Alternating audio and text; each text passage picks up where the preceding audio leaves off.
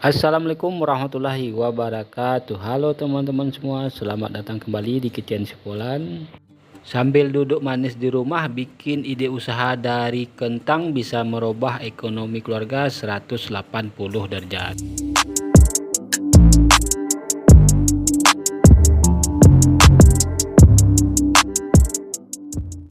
Oke teman-teman, langsung saja kita persiapkan bahan-bahannya. Untuk bahan utamanya di sini saya menggunakan kentang kurang lebih sekitar 1 kilo. Nah, sebelum kita olah kentangnya ini, kita cuci bersih dulu kentangnya, dan setelah dicuci bersih kemudian kentangnya kita rebus hingga matang atau hingga empuk ya teman-teman. Setelah kentangnya kita rebus hingga empuk, kemudian kulit kentangnya kita kupas, kemudian kita hancurkan hingga halus ya.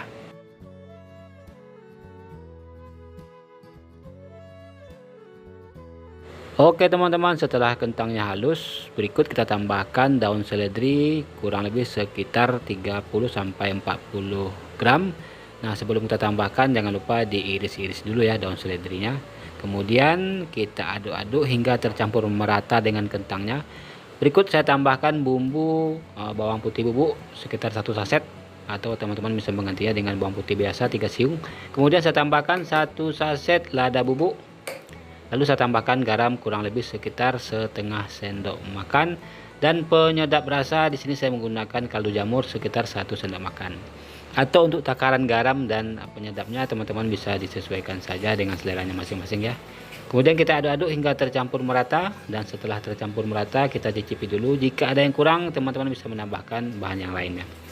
Biar rasanya lebih mantap dan agak sedikit pedas, saya menambahkan cabai bubuk kurang lebih sekitar 1 sendok makan.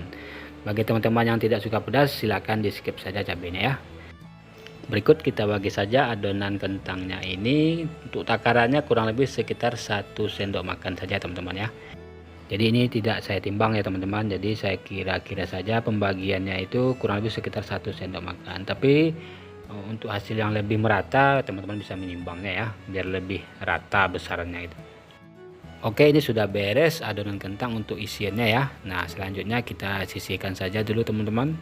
Selanjutnya kita akan membuat adonan kulitnya. Untuk bahannya di sini saya menggunakan tepung terigu cakra kembar kurang lebih sekitar 500 gram. Kemudian saya tambahkan sedikit garam kurang lebih seperempat sendok teh. Kemudian kita aduk-aduk dulu ya, biar tepung dan garamnya bisa tercampur secara merata. Bahan berikutnya kita tambahkan margarin kurang lebih sekitar 100 gram. Kemudian kita aduk biar tepung dan margarinnya bisa tercampur secara merata.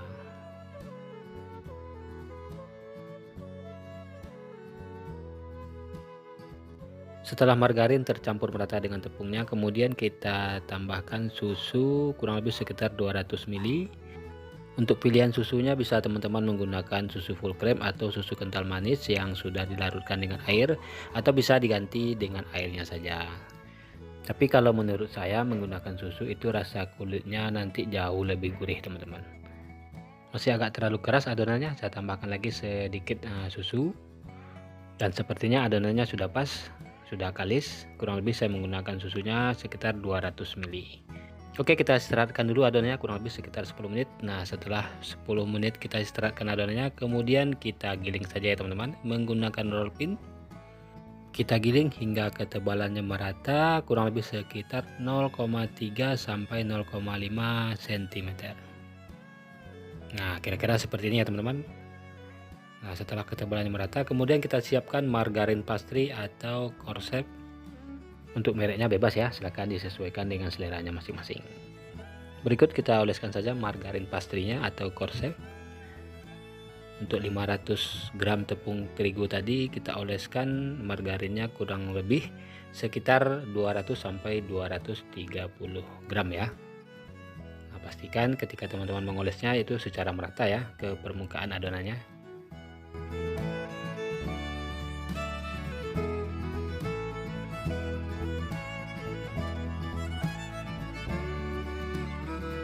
Setelah margarin pastrinya kita oleskan secara merata, kemudian kita lipat seperti ini ya teman-teman.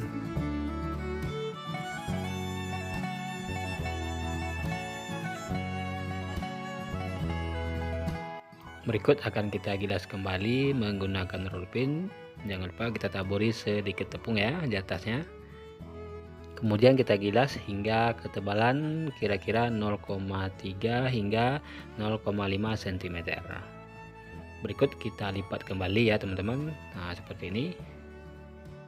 Kemudian kita istirahatkan kurang lebih sekitar 10 menit. Kemudian kita tutup dengan plastik atau dengan kain bersih ya. Setelah diistirahatkan kurang lebih sekitar 10 menit, kemudian kita giling kembali ya. Dengan ketebalan kurang lebih sekitar 0,3 sampai 0,5 cm.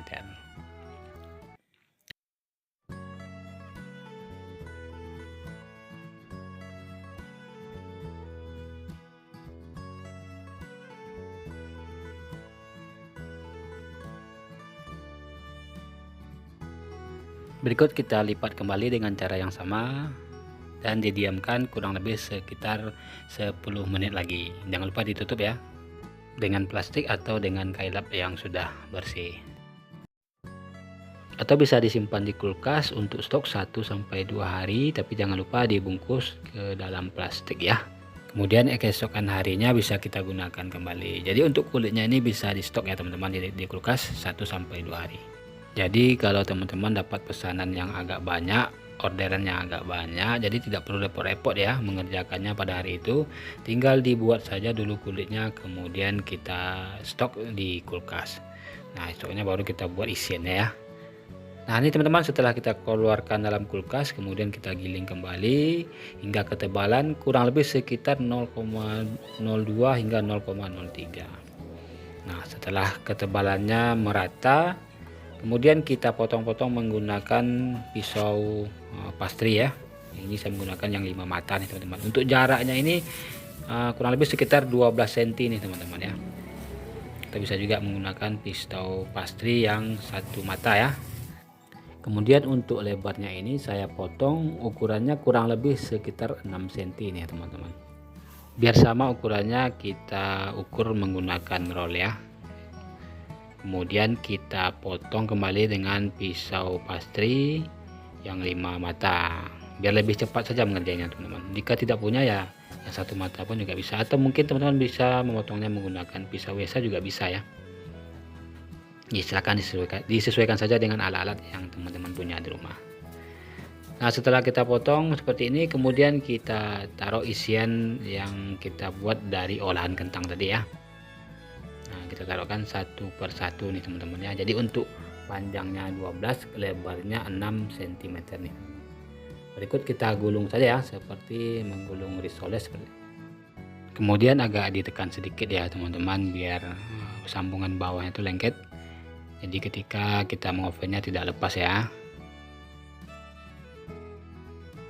Kemudian kita susun saja di atas loyang untuk kita bakar atau kita oven ya.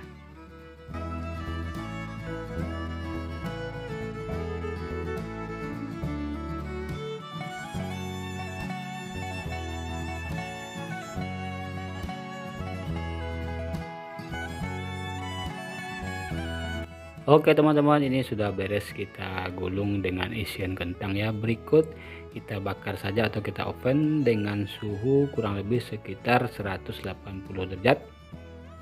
Nah, jangan lupa ovennya dipanasin dulu. Setelah ovennya panas hingga suhu 180 derajat, kemudian kita masukkan saja pastry kentangnya ya. Nah, ini kita oven kurang lebih sekitar 20 menit atau hingga matang ya. Nah, setelah 15 menit kita oven, kemudian saya keluarkan kembali untuk kita kasih atau kita beri topping ya teman-teman. Nah, untuk olesannya di sini saya menggunakan kuning telur. Biar lebih kinclong saya tambahkan 2-3 tetes pewarna makanan. Kemudian kita tambahkan sedikit air biar tidak terlalu kental. Lalu kita oleskan saja ke pastry kentangnya. Setelah kita oleskan kuning telurnya, kemudian saya beri topping dengan keju yang sudah diparut ya.